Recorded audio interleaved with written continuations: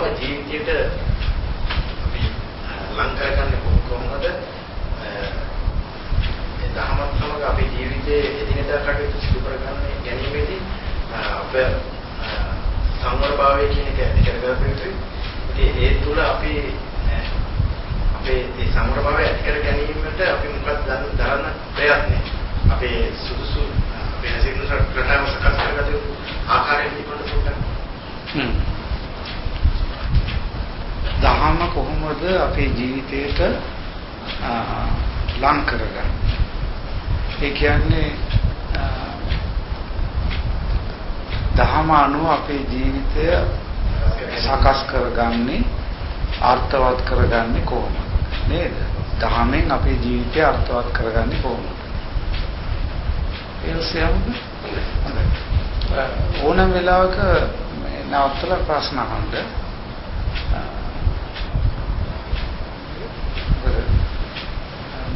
යම්මන්දිය ජීනකොට නොතේරෙන්න පුළුවන්. එහෙම වුණොත් කියන්න තව ඩිංගම් එක පැහැදිලි කරලා දෙන්න ඕනේ ආදිවාසී.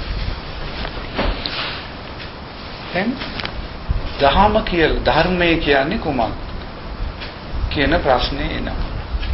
ධර්මය කෙනෙකුගේ ඉගැන්වීම ධර්මයේ හැටියට ඒ වචනේ භාවිතා වෙනවා. කෙනෙකුගේ ඉගැන්වීම ධනවන්ත අහවලාගේ දහම, ක්‍රිස්තු දහම, බුද්ධ දහම, ධර්මය ආදී වශයෙන් කියන්නේ ඒක අර්ථය ඉගැන්වීම කියනවා. ඇත්තට ධර්මය කියන වචනේ නියම තේරුම මේ විශ්ව නියාම කියන එක. Universal laws. මේ විශ්වයේ තියෙන නියාමය. විද්‍යාව කරන අය දන්නවා මේ භෞතික විද්‍යා නියාමයන් තියෙනවා, රසායනික විද්‍යා නියාමයන් තියෙනවා, මනෝවිද්‍යාත්මක න්‍යායයන් තියෙනවා. ඒ විදිහට විශ්වයේ තියෙනවා මේ නියාමය. ඒ නියාමයන්ට තමයි ධර්මය කියලා කියන්නේ. එතකොට අපේ ජීවිතය විශ්වයේ නියාමයන් අනුව සකසාගන්නේ කොහොමද? දැන් අපි හිතමු අපේ ජීවිතයත් විශ්වයට සම්බන්ධනේ නේද? එතකොට අපි විශ්වයේ නියාමයන්ට එරෙහිව හැසිරුණොත් මේ ජීවිතය පවත්වාගෙන යන්න. මේ ජීවිතේ කරදර ඇවිල්ලා විනාශ වෙලා. ඒක පැහැදිලිද? රටක යම් නීතියක් තියෙනවා නම් ඒ රටේ නීතියනේ. එතකොට ඊට එරෙහිව බොහෝ විට නීතියට එරෙහිව හුඟක් දෙනා වැඩ කරන්නේ නීතිය ගැන නොදැනුවත්කම නිසා. නීතිය ගැන දැනුවත් භාවය අපිට තියෙනවා නම් අපි කවදාවත් නීතිය කඩන්න ගිහිල්ලා අමාරු වැටෙන්නේ. ඒ රටේ නීතිය ගැන කිව්වේ නේද? දැන් විශ්වයේ නියාමය හෝ නියාම ධර්ම අපි හොඳට තේරුම් ගත්තොත් ඒ අනුව අපේ ජීවිතය සකසා ගන්න පුළුවන්. ඒ අනුව ජීවිතය සකසා ගත්තොත් ඊටාම ලස්සනට විශ්වය සමග ගැළපීලා අපිට ජීවත් වෙන්න පුළුවන්. හරි? හොඳයි. දැන් අපි තේරුම් ගන්න උත්සාහ කරමු විශ්වයේ නියාමයන් කියන්නේ මොනවද කියලා. දැන් විශේෂයෙන් විශ්වයේ නොයෙක් අංශවල නියාමයන් තියෙනවා. මම කලින් කිව්වා වගේ භෞතික ආදී වශයෙන්. දැන් මෙතනදී අපි බලන්න අපේ ජීවිතයට අනුකූල කරගත හැකි ජීවිතය සකසා ගැනීමට කවර වර්ගයේ න්‍යායන්ද උදව් වෙන්නේ කියලා. නේ? අපි ගමු එකක් බලන්න ජීව නියාමය. ජීව නියාමයන් කියලා කියන්නේ මොකද්ද? දැන් ඔය සයන්ස් එකම කරන අය දන්න biological laws නේද? ජීවේ නියාමයක් තියෙනවා. දැන් අපි හැමෝටම ජීවේ තියෙනවා. ඒ ජීවේ දැනෙනවා අපිටනේ. අපි හෘද ස්පන්දනයේ සිදුවන්නේ රුධිරය ගමන් කරන්නේ ජීවයේ ක්‍රියාකාරීත්වය නිසා. දැන් මේ ජීවය ලැබිලා තියෙනව නේද ඔබ හැමෝටම? ජීවේ නැති වුණාම අපි කියනවා මැරුණා කියලා නේ. අපි සේරම දැන් මේ ජීවමාන අය. ජීවේ ක්‍රියාත්මක වෙනවා. ඒතර මේ ජීවේ සම්බන්ධ ස්වභාව ධර්මයේ නියාමයන් මොනවද? කියන්න බෑ ඔබට ආවෝද විදියට. තියෙනවද එහෙම නියාමයන් ජීවේ සම්බන්ධ? මොනවද?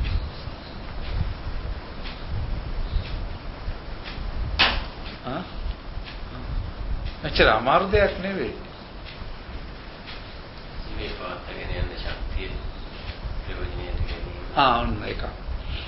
ජීවේ බලාපොරොත්තු වෙනවා ජීවය අපිට ලැබුණාම මේ ලද ජීවය පවත්වාගෙන යන්න. මේ ජීවය ආරක්ෂා කරගන්නට ඕන. හරිද? මේ ජීවයට හිරිහැරවන ජීවය දුර්වල කරන ජීවය අවුල් කරන දේවල් වලින් වැළකිය යුතුයි නේ. ඒ නිසා හැමෝම උප්පත්තියෙම සහජයෙන්ම තමන්ගේ ජීවය ආරක්ෂා කරගන්න විදියට හැසිරෙනවා නේද? දැන් මේ කියන්න බලන්න මේ ජීවය කවර දෙයකින්ද ආරක්ෂා වෙන්නේ, කවර දෙයකින්ද විනාශ වෙලා යන්නේ?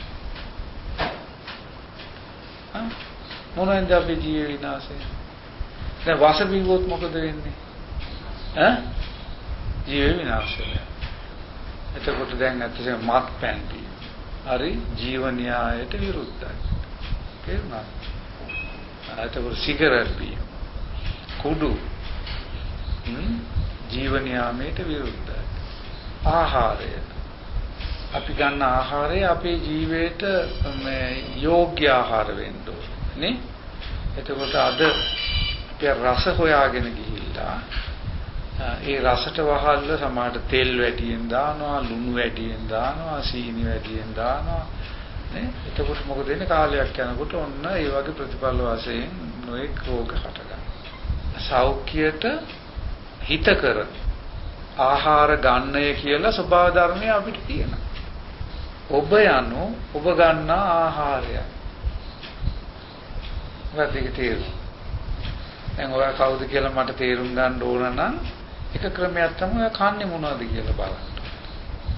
එයා කන දේවල් දිහා බලලා මට කිව්තේ මේ පුද්ගලයා අසවල් වර්ගයේ කෙනෙක් කියලා. මොකද මේ කන දේවල් අනුව තමයි ඔබේ ගති පැවතුම්, ඔබේ අභිලාෂ ඒ ශරීරම හැදෙන්නේ නේ. දැන් ප්‍රශ්නයක් නන්න. ගැටිදොතු අභිලාෂ යමත් කියනවා කියන ප්‍රශ්නට දැන් අපි හිතමු ඔබ මේ පළතුරු කනවා, එළවලු කනවා, වතුර හුඟා බොනවා. හරි? වැඩි කෘතිම කෑම කන්නේ නැහැ. ඒතර ඔබ කොහොම කෙනෙක්? ඒතර මේ පුද්ගලයා හුඟක් සෞම්‍ය පුද්ගලෙක් කියලා. මොකද පළතුරු එළවලු ස්වභාවික ආහාර ගන්නකොට ඉබේම සෞම්‍ය ගතිය ඇති වෙනවා. දැන් අද මමත් ගුරුවරයෙක් කියලා හිටියා. අද තියෙන ලොකු ප්‍රශ්නයක් තමයි සිසුන්ගේ විනය. ළමයි හරි කලහකාරී, විනාශකාරී මේ පාසල්. විශේෂයෙන්ම මේ සිසු විනය තියෙන්නේ නාගරික පාසල්. ගම්වල පාසල් වල සිසු විනය එච්චර ප්‍රශ්නයක් නෙවෙයි. ශිෂ්‍යෝ දැන් සෞම්‍ය. නාගරික පාසල් වල ශිෂ්‍ය විනයට හේතුව මොකද? කොළඹ වගේ පාසල් මාස් ගේනවා ළමයිට කියනවා කාපන්න. හරියට මාස් කවනවා, පිටර කවනවා. හරිද? මේ ඇයි ළමයා මහත් කරන්න කියලා මේ ඒ මාංශාහාර දෙතකොට එයා විශාල ශක්තියක් එනවා. දැන් ළමයින්ට මේ ශක්තිය පිට කරගන්න විදියක්. හරි ඉතින් ළමයි රණ්ඩු කරනවා, කෑ ගහනවා බා. තේරුණාද? එතකොට අපිට පේනවා අර වැරදි ආහාරය නිසායි මේ ශිෂ්‍ය විනය නැතිලා තියෙන්නේ. දැන් මම මේක ප්‍රායෝගිකව අත්හදා බලලා තියෙනවා. මම අධ්‍යාපනය සම්බන්ධ වැඩ කරේ ඉස්කෝලවල ඉඳලා මට හරියට යන්න ඕන. මම ඉස්සම පොඩි පරීක්ෂණයක් කරන්න. මම ඉස්කෝලේට ගියාම ගුරුවරුන්ගෙන් අහනවා මේ ඕගොල්ලන්ගේ පන්තිවල නිර්මාංශ ළමයි ඉන්නවද? ඉන්නවා නම් නෝට් කරලා මම ඊළඟ මාසේ එනකොට මට ළමයින්ගේ චර්යාව ගැන කියන්න කියලා. මම ඊළඟ මාසේ ගිහිල්ලා අහන ගුරුවරුන්ගෙන් මේ ඔගොල්ලෝ නෝට් කරාද නිර්මාංශ ආහාරික ළමයි ගැන. එතකොට ඒගොල්ලෝ අපි හොයලා බැලුවා කීප දෙනෙක් ඉන්නවා මගේ පන්ති. මම ඒ ළමයි කොහොමද? අනේ සර් කිසිම කරදරයක් නැහැ. කිසිම විනය ප්‍රශ්නයක් ඒ ළමයි නිසා ඇති වෙන්නේ නැහැ. හරි සෞම්‍ය ළමයි කියලා කියනවා. හරිද? ඒක බලන්න දැන් සෞම්‍ය ආහාර ගන්නකොට සිතුම් පැතුම් පෞරුෂය සේරම සෞම්‍ය වෙනවා. දැන් ඔය පැරණි ආර්යදී ඔක හොඳට තේරුම් ගන්න තියෙනවා. ආහාර වර්ග කීපයක් තියෙනවා.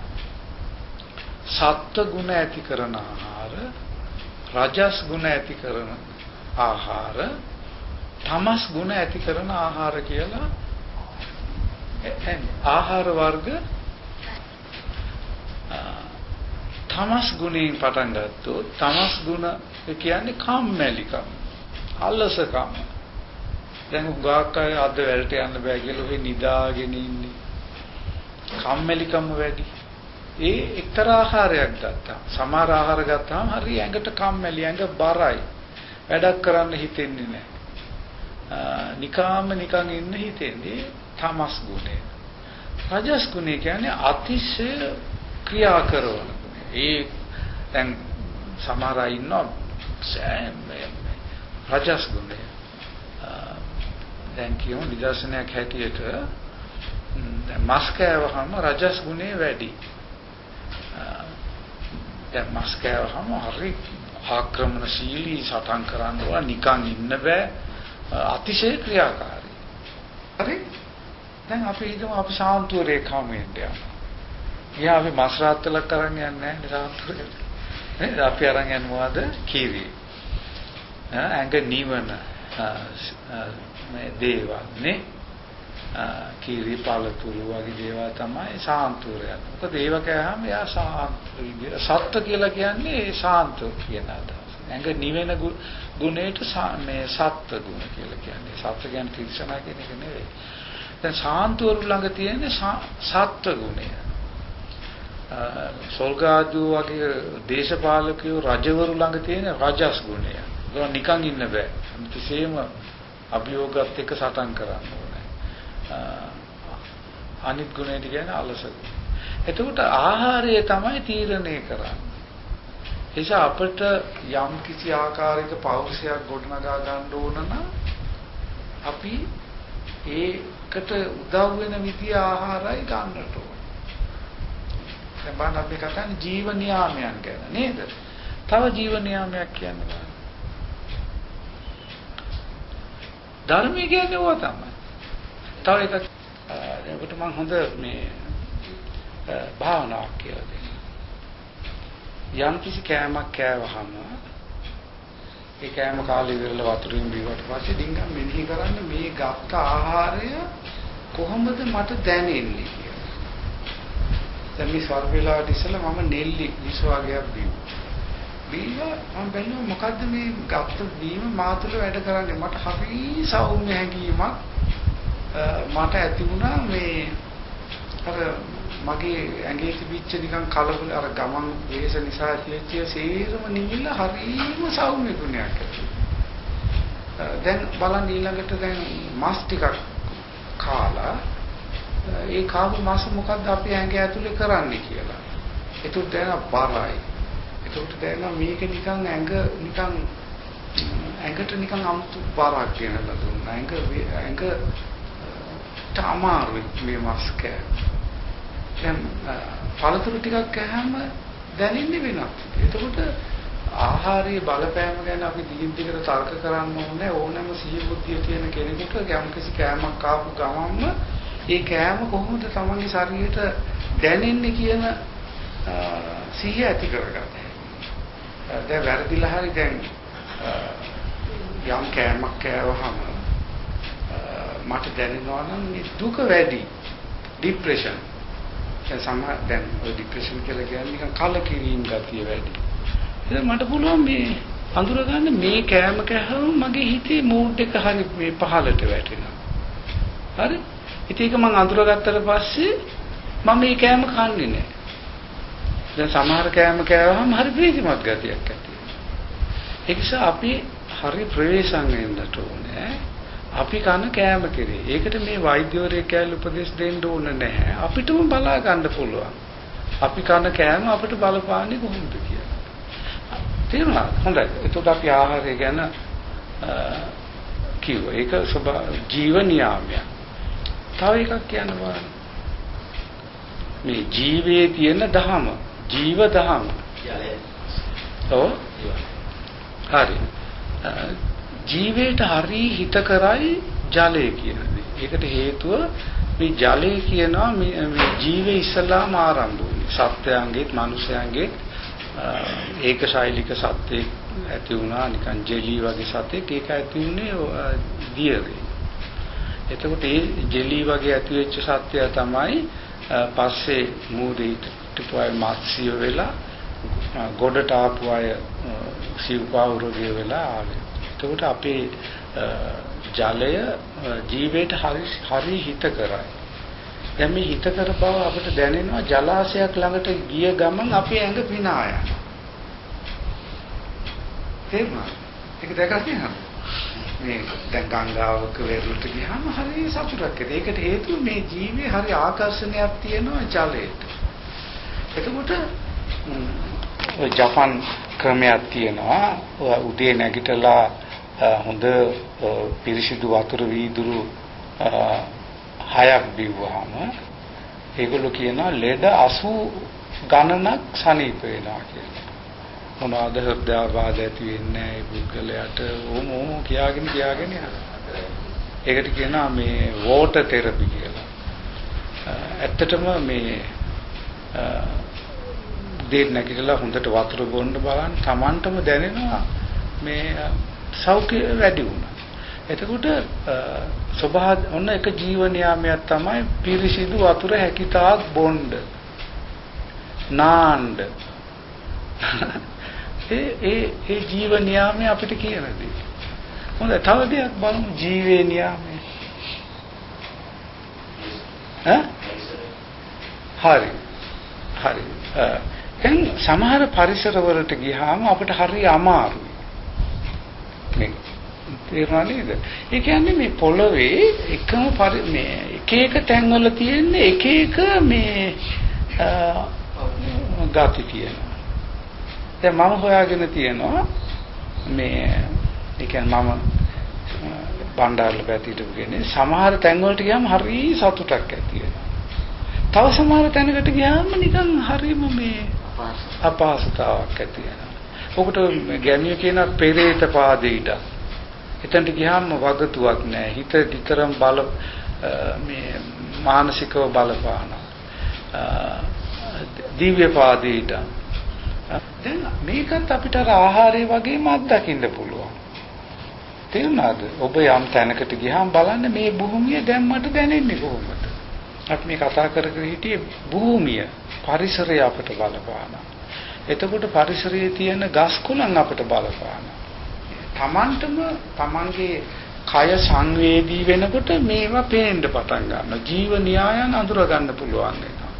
ඒක පරිසරයේ බලපානවා. ඉතින් පරිසර කිව්වහම පරිසර වර්ග රාශියක් තියෙනවා. භෞතික පරිසරය, සමාජ පරිසරය. දැන් යහපත් මිනිසුන් ඉන්න නේද? එකිනෙකාට ගෞරව කරන ආදරයේ තියෙන කරුණාවන්ත මිනිස්සු ඉන්නකොට එතන හරියම ලස්සන හිතකර පරිසරයක් ඇති වෙනවා. ඒතකොට ජීව නියාමයක් තමයි සුදුසු පරිසරය තෝරගන්න. තව ජීව නියාමයක් තමයි හරිද? ජීවේ හරි බයයි. හරි බයයි. මොකද අනිත් තැනත්තා තමා විනාශ කරයිද කියලා. දැන් මම ඔයාව අඳුරගත්තාම දැන් කියමු ඔයා මේ සමග මට ගනුදෙනුවක් කරන්න. මම ඔයා ළඟට ආවම මට ඉස්සලාම් බයක් ඇති වෙනවා මේ මිනිහා මාව මරයිද කියලා. මොකද අර ජීවය ආරක්ෂා වෙන්නනේ බලන්නේ. දැන් ඔයාලගේ වෛරය තියෙනවා නම් මට දැනෙනවා මෝ කවදා හරි මාව මරනවා. හරි? දැන් ඔයාව මං අඳුර ගන්න යනවා. ඒතකොට ඉස්සලා මට තියෙන්නේ මේ මනුස්සයා මාව මරයිද? හරි? ඉතින් ඔය වෛරයෙන් ඉන්නකොට මම බය වෙනවා. කවදා හරි මටත් මේ ටික තමයි වෙන්නේ. හරි? වැරදිලා හරි ඔයා මගේ ජීවිතේට යම් තර්ජනයක් කළොත්. හරිද? එකපාරට ජීවිතේ දැනෙනවා මේ අනුසුරුදායක පුද්ගලයෙක්. දැන් බලන්න දැන් මේ ඩිංග ගත්තොත් අපි නොදැනුවත් අනිත් අයගේ ජීවිතයට කොයිතරම් තර්ජන කරනවා. ඒ කියන්නේ කෙනෙක් අපිට සංග්‍රහ කරනකොට මෙයා මගේ ජීවිතයට හිත කරයි. එබැවින් කෙනෙක් අපිට කෑමක් දුන්නා. පොඩි දෙයකින්. අපේ ජීවිතේක පාට හිතනවා මේ පුද්ගලයා හරි හොඳයි. ඒතර පුද්ගලයෙක් හොඳයි කියලා දැනෙන්නේ මොහු මගේ ජීවිතයට හිත කරයි කියන්නේ. තේරෙනවද? ඒක අපි හරිය ප්‍රවේශම් වෙන්න ඕනේ. ඉඟි මාත්‍රයකින්වත් තව කෙනෙකුට ඒ ජීවිතයට තර්ජනයක් වන ආකාරයෙන් නොහැසිරෙන්න කතා නොකරන්න.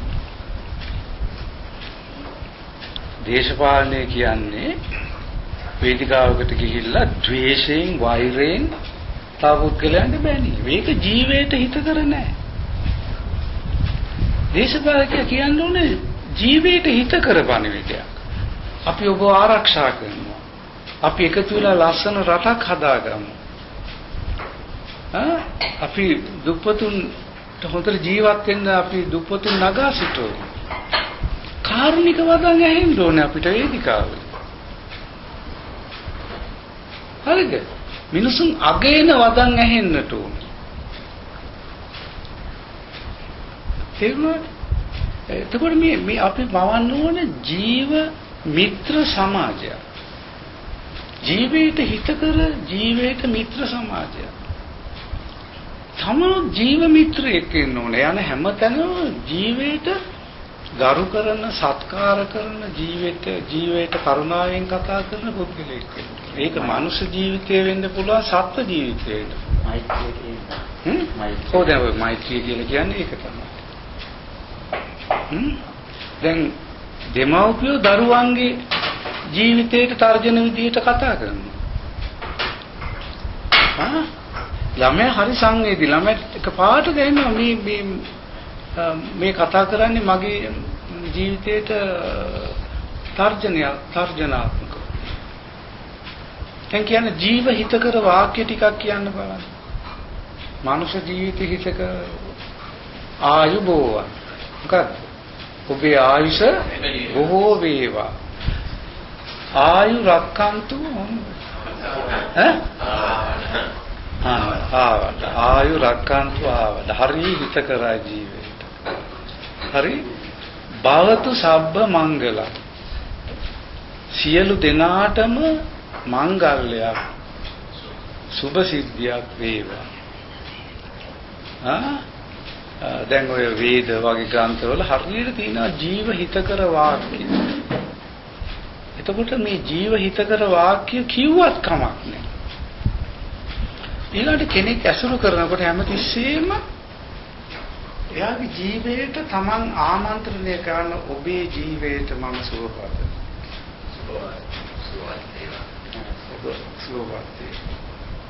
ඒ කියන්නේ කතා කරන වචන වලින් ඒ කියන්නේ කෙනෙක් දැන් වාස්තවයි සංවාදයකට මෙතන ඉඳලා ඔව් Taman ඇතුලෙන් යනෝනේ මේ මා ඉදිරියේ සිටින ජීවයාට මගේ ආශිර්වාදය යාපතක් මේ ජීවයට එතනින් තමයි මිනිස් අපනත ඇති වෙන්නේ. හරිද? ඒක වань මේ ජීව ධර්මයේ අපට උගන්වන දේවල්. තව කියන්න බෑ ජීවිතයට හිත කර දේවල්. සතුන් මැරීම. නේ? ඒකකින් බොහොම පැහැදිලිනේ. අපි මරනවට අපි කැමති නෑ. එතකොට තව සතෙක් මරනවාට ඒ සතා කැමති නැහැ. එතකොට අපි සත්‍යයන්ට සත්‍යයක් කියන්නේ ජීවිතේ නේද? දැන් අපි හිතමු අපි සත්තු මරනවා. අන්න ස්වභාව ධර්මයේ ජීව නියාමයට එරෙහිවයි අපි වැඩ කරන්නේ. දැන් සත්තු මරනකොට කොහොමද ස්වභාව ධර්මයේ ඊට පස්සේ ආපහු කරකැවෙනවා. ඒ ස්වභාව ධර්මයේ බැලන්ස් එක නැති වෙලා යනවා. ස්වභාව ධර්මයේ සමග තියෙන හාමනි එක සුසංවේදීතාව නැති වෙලා යනවා. මොකද අර ස්වභාව ධර්මයේ ධර්මය අනුව යනවා නම් තමයි අපි සුසංයෝගී වෙන්නේ ස්වභාව ධර්මයට. ඒ කියන්නේ හැම තිස්සෙම ස්වභාව ධර්මයේ සිටින්න ඕන ඔබ සමග. ඔබ පිටුපස්සේ සිටින්න ඕන ස්වභාව ධර්මය. ඒකට ඔබ හරි බලවත් කෙනෙක්. ඔබ ස්වභාව ධර්මයේ නියෝජිතයි. සමාජයේ මතයක් තියෙනවා ක්‍රිස්තියානි පක්ෂයේ මතදාරි විශේෂයෙන්ම පොලිසතු මාර්ගන කරා. මේ විශ්වාසය පව් කියන එක නෑ කියන්නේ. අපේ බුදුදහමේ මේ කෙලිම අපේක මානසිකවදා පෙරමුණේ කියලා අනගත අපේ මෙන්නේ කියලා. ඉතින් ඒ ධර්මතාවය දෙක තුල තියෙන වෙනස මොකක්ද? ඒක සත්‍යතාවයක් තියෙනවද? ඒක අසත්‍යයක් තෝරනවා. ආගමක් නොඅදහන කුඩා දරුවට පවා තේරෙනවා සතෙක් මරණ එක ක්‍රූරයි. සමාජයේ විද්‍යාව තියෙනවා මතයක් තියෙනවා. ඔව් ඉන්නේ. ඒතොන් මට එතන ආගම ආරම්භය මොකක්වත් වැදගත්. මම දන්නා මිනිසෙක් හැටියට සතෙක් මැරීම වැරදි කියලා. නමුත් ආගම වලින් කරන්නේ මොකද්ද? අර ස්වභාවිකව දැනෙන දේ ආගමේ විශ්වාස මගින් යටපත් කරනවා. ඒතර දැන් ඔය සතුන් මරන්න අනුබල දෙන ආගම් වල කරන්නේ ස්වභාවික වූ මිනිස් හැඟීම්. හරිද? ඒ ආගමේ විශ්වාස අනුව යටපත් කොට තබාගෙන. හරියට කියපු දේ තමයි. විශ්වාසයෙන් යටපත් කරන. දැන් මා තුල ස්වභාවිකව කරුණාව තියනවා නම් එක ආගමක් කියනවා ආගම වෙනුවෙන් මිනී මරුවට කමක් නැහැ කියලා. එතකොට දැන් මං ආගම වෙනුවෙන් මිනී මරනවා. යුද්ධේ සුද්ධ දෙයක් වෙනවනේ. යුද්ධේ සුද්ධ දෙයක්. ඒ සුද්ධ දෙයක්. නම් යුද්ධේ කවදා සුද්ධ දෙයක් නෙද? ඔව්. යුද්ධේ සුද්ධ යුද්ධය බාටපත් වෙන විශ්වාසය. ඒක පාන දැන් ස්වභාව ධර්මයේ ජීව න්‍යාය කිසි විටක කියන්නේ නැහැ මැරීම සුද්ධවන්ත ක්‍රියාවක්. නමුත් ආගම කියනවා නම් මැරීම සුද්ධවන්ත ක්‍රියාවක් කියලා. ඒ ආගම දැන් ආගමේ කාර්ය වියුත්තේ මිනිහා ස්වභාව ධර්මයට අනුගත කිරීම. ස්වභාව ධර්මයට සුසංයෝගී කිරීම මිසක් ස්වභාව ධර්මයෙන් වෙන් කිරීම නෙවෙයි. එතකොට ආගම් වල නාමයෙන් පවා මිනිහා ස්වභාව ධර්මයෙන් ඈඩ් කරන අවස්ථා තියෙනවා. හොඳයි. එතකොට අපි මේ කතා කරන්නේ මොකද? සතුන් මැරීම. දැන් සතුන් මරනකොට මොකද වෙන්නේ?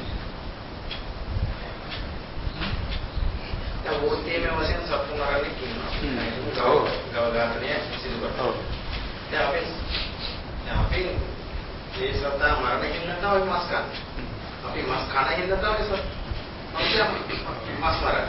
ඒ ඔය දෙක අතර තියෙන මොකද්ද පරස්පර? කොහොමද අපි කන නිසා මේ මිනිහා මරනවා? නෑ ඒක තමයි. එතකොට අපි දෙගොල්ලට මේ පව යන්නේ. ඔව් දෙගොල්ලන්ට. කන මිනිහත් වගේ කියන්න ඕනේ. ඒ සත්ව ඝාතනයේට මරණ මිනිහත් වගේ කියන්න ඕනේ. දැන් ඔබ දන්නා දැන් වෘත්ති වශයෙන් සත්තු මරන මිනිස්සු ගැන කියනවා නම් මම දන්නවා ඒ වගේ චරිත ගණනාවක් ඔයාලා අතිශය කාලකන්ණි ඔබ විඤ්ඤාගේ රස්සාවම මාස් මෑ. ඔව් අන්න හරි. හෘද සාක්ෂියත් අපිට මෙතන ගත හැකියි. මේ ජීවය නියෝජනය කරන නියෝජිතයෙක් අපි තුල ඉන්නවා. ඒ කියන්නේ ජීවයේ අවශ්‍යතා අපට හංගවන. ඒ ජීවයේ අවශ්‍යතා හංගවන අපි තුල තියෙන ඒ විඥාණයට කියනවා හෘද සාක්ෂිය කියලා. සතෙක් මරන්න යනකොට මගේ හිත කියනවා මේ වැරදි. කෙනෙකුට වංචාවක් කරන්න හදනකොට කෙනෙකුගේ ඉඩමක් අසාධාරණ විදිහට ගන්නකොට මගේ තමාගේ හෘද සාක්ෂිය කියනවා වැරදි කියලා. එතකොට වරදක් කෙනෙකුගේ ජීවිතයට හානියක් කරන හැම තිස්සෙම තමන්ගේ හෘද සාක්ෂියට විරුද්ධවයි මේ වැඩේ කරන්නේ. එතකොට හෘද සාක්ෂියට විරුද්ධව වැඩ කරනකොට ඇතුළත හට ගන්නවා මම පව්කාරී. මම කාලකන්ණී. මම දුෂ්ටේ මම අසාධාරණ මිනිහෙක් කියන විඥානේ හට ගන්න. මොකද හෘද සාක්ෂියේ ස්වභාවය මෙහිමයි. හෘද සාක්ෂිය අපිට පෙන්නනවා ජීවියෙක් විසින් තව ජීවියෙක් සම්බන්ධයෙන් කෙසේ හැසිරිය යුතුද කියලා. එහෙම නොහැසිරුණොත් අර හෘද දැන් කියමු මගේ ජීවිතය කියන බඩගිනි කාර්යයක් දැක්කොත් කණ්ඩ දෙන්න කියලා. ඔන්න බඩගිනි කාර්යයක් අපේ ගෙදරට එනවා. එතකොට මම කෑම කකා ඉන්නේ. ගෙදර කෑම ඇත්තෙත් නැහැ. හරි මං කැම්පින් යන අතර ගත්තා විතරයි. අර බඩගිනි කාර්යය දැකලා මම කියලා නෑ. මම උදෙත් කෑවනේ. මේ මංසයා මල් දවස් ගාණක් එක්සම් මේක මම දෙනවා කියලා දෙන්න. අන්න එහෙම කරපු ගමන් හෘද සාක්ෂිය පිනා යනවා. ඔය හෘද සාක්ෂිය පිනා යාමට තමයි පින් කියලා කියන්නේ. තේරුණාද? යහපත් වැඩක් කරාම ඇතිවන ප්‍රීණනය කියන්නේ පිනා යාම තමයි පින් කියන්නේ. පිනා යාමක් කියන. මගේ ස්නායු පද්ධතිය මගේ ජීවිතේ එකපාරට පිනා යාමක්. දැන් අපි අර මිනිස්සු ඇවිල්ලා කැම ටික ඉල්ලුවාම කැම මගේ කැම මේසි කියන්නේ නෑ මේක කම්සෙත් නෑ කියලා එළිවුවාම ඊළඟ මොකද වෙන්නේ? හෘද සාක්ෂිය අනිත් පැත්තට හැරෙනවා. හෘද සාක්ෂිය අපිට සාප කරනවා. බොරුකාරේ. දැන් කොහොම හෘද සාක්ෂිය දිගින් දිගටම අපිට සාප කරනවා නම් අපිට කවදාවත් වගතුවක් නෑ. අර මතු පිටින් අපි හොඳ මන්දිරවල ඉන්නවා ඉන්න පුළුවන් වාහනවල යනවා වෙන්න පුළුවන්. නමුත් ඇතුළතින් මහා කාලකන්ණි.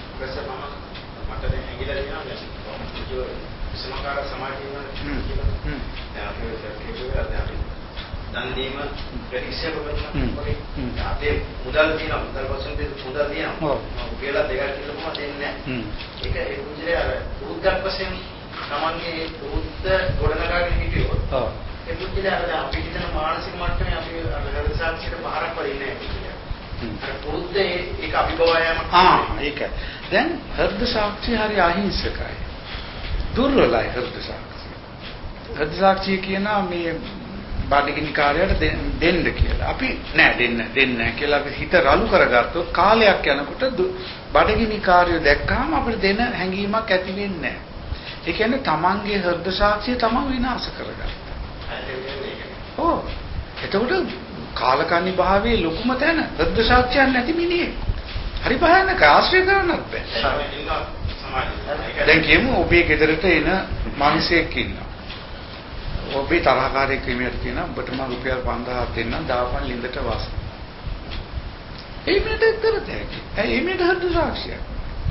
දැන් හෘද සාක්ෂිය පැහැදිලිව විනාශ කරන්න පුළුවන්. අධ්‍යාපනයේ පුහුණුවෙන් සහ ලබ්ධිගත කිරීමෙන්. දැන් බලන්න දැන් LTT බෝම්බ කරුවන්ට කිසිම හෘද සාක්ෂියක් නැහැනේ. ඉතින් බලන්න හෘද සාක්ෂිය නැතික මොකද දැන් මිනිස් බව සම්බන්ධ දේවල් හරි දුර්වලයි අපි තුල තියෙන. තේරුණාද? මිනිස්කම හරි දුර්වල දෙයක්. ඉතාලම පහසුවෙන් මිනිස්කම යට කරන්න පුළුවන්. දැන් අපි කියපු කතාව සමානයි. අපි පොතපතන්නේ පොතක් කියනවා. ඒ කරුණු සම්බන්ධ. නමුත් පරිශීලනය කරන කුචිල ගොඩක් අතලොස්සයින්.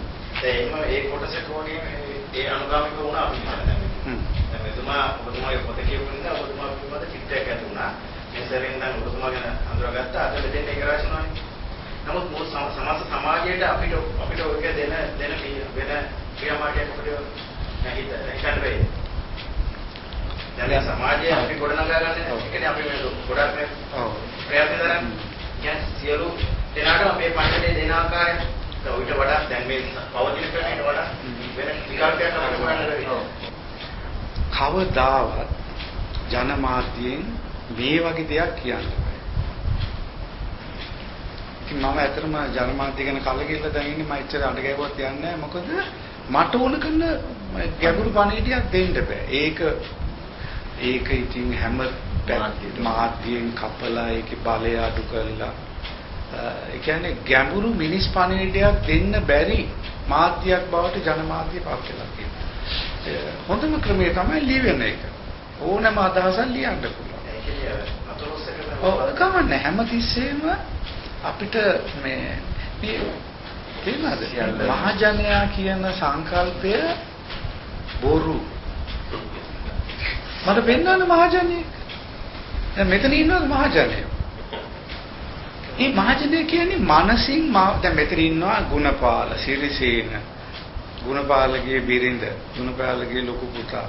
එහෙම මෙහෙම පුද්ගලයෙක්. දැන් මේ සේරම එකට දාලා අපි මතයක් හදන මහජනයා කියලා.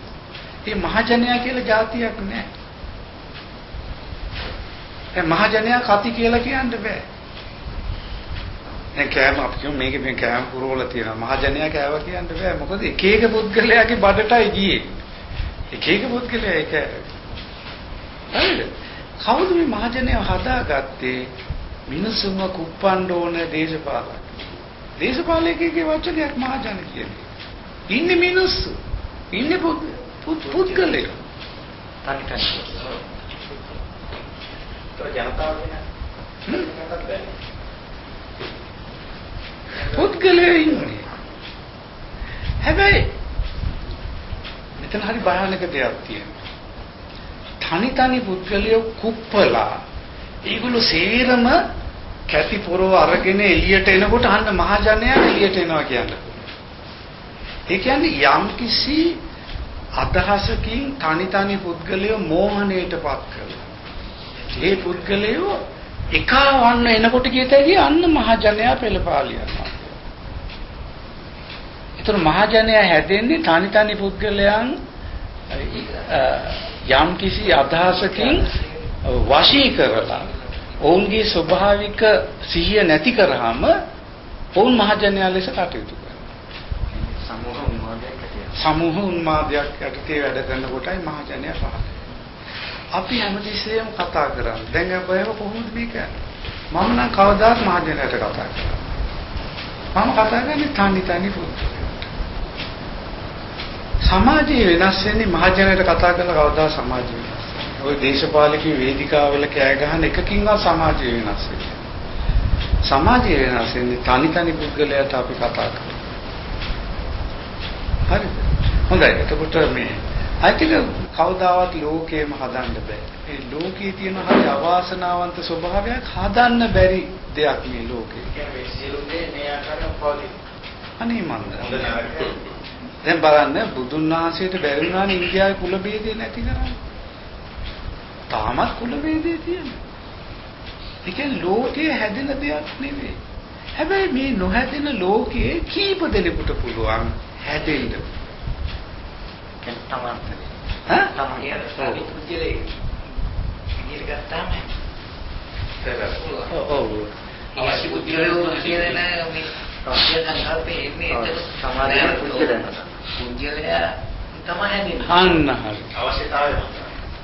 ඉතින් මම හිතන්නේ පැත්තකට ගියා. ඔව්. හෘද සාක්ෂිය ජීවය සහ මනුෂ්‍යත්වය කියන. ඔව්. හෘද සාක්ෂිය ජීවේ නියෝජනය කරනවා. එතකොට හෘද සාක්ෂි තාම සංවේදීව කියනවා මේක කරන්න එපා මේක කරන්න. කරාම හෘද සාක්ෂි ජීවේ පිනා යනවා. ඒකට කියනවා පින කියලා. හෘද සාක්ෂියට විරුද්ධව වැඩක් කරාම ජීවය අපහසුතාවයටපත් වෙනවා. ඒකට කියනවා පව කියලා. ඉතින් දිගින් දිගටම පව කරනකොට මේ මිනිස්යාගේ ජීවය මොකද වෙන්නේ? ප්‍රභාස්වරේ නැති වෙලා ජීවය නිකන් දුර්වර්ණ වූ තත්ත්වයක් එන. එතකොට ඒකේ ප්‍රතිඵලයේ දුක කාලකන්නික. පව කරන්න අපි කාලකන්ණි වෙලා යනවා. හරිද? පින් කරන්න අපේ වර්ණය දේහ වර්ණය වැඩි වෙනවා, උදට නිින්ද යනවා, සෞඛ්‍ය වැඩි වෙනවා. මොකද ජීව හිතකාමී වුණා. හරි? හොඳයි. එතකොට බලන්න දැන් අපි මේ කතා කරේ මොකද්ද? මේ ස්වභාව ධර්මයේ න්‍යායන් තියෙනවා හැම අංශයකම. ඒතකොට මේ විදිහට මට සියලුම න්‍යායන් ගැන කතා කරන්න බෑ.